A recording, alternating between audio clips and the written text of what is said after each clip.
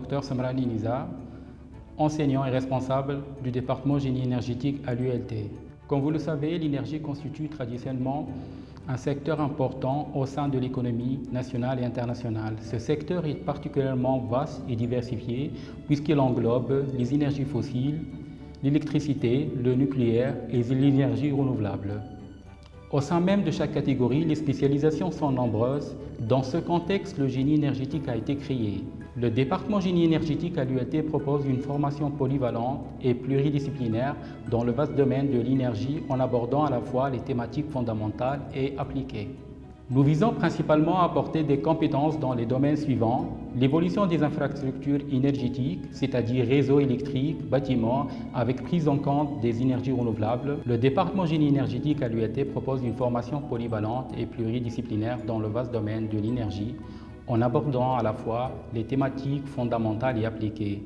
Nous visons principalement à apporter des compétences dans les domaines suivants: l'évolution des infrastructures énergétiques, c'est-à-dire réseaux électriques et bâtiments, avec la prise en compte des énergies renouvelables, la maîtrise des consommations énergétiques et des impacts environnementaux et l'amélioration des performances des systèmes énergétiques. Cette formation s'adresse aux étudiants titulaires d'un diplôme de premier cycle universitaire, ainsi les étudiants porteurs d'un master scientifique.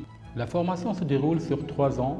Au cours de la première année, l'étudiant acquiert des fondamentaux du génie énergétique, c'est-à-dire thermodynamique, mécanique des fluides, transfert de chaleur et de masse, et les enjeux et concepts de l'énergie, commande des procédés, statistiques, mesures physiques, outils mathématiques et numériques.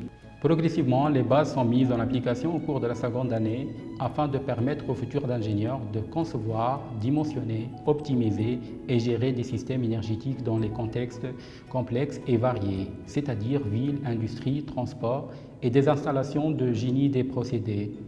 Durant la dernière année de la formation, les enjeux énergétiques et environnementaux actuels sont abordés d'une manière large: ressources et disponibilité, aspects technologiques et économiques, optimisation, réseau, réglementation, impact sur le changement climatique, ainsi que les modélisations en utilisant les logiciels BIM et Revit, permettant à l'ingénieur de proposer et mettre en œuvre des solutions énergétiques efficaces et économiques, minimisant les impacts environnementaux. Durant ces années de formation, vous bénéficierez de 3 stages obligatoires: un stage ouvrier réalisé à la fin de la 3e année, un stage technicien réalisé à la fin de la 4e année.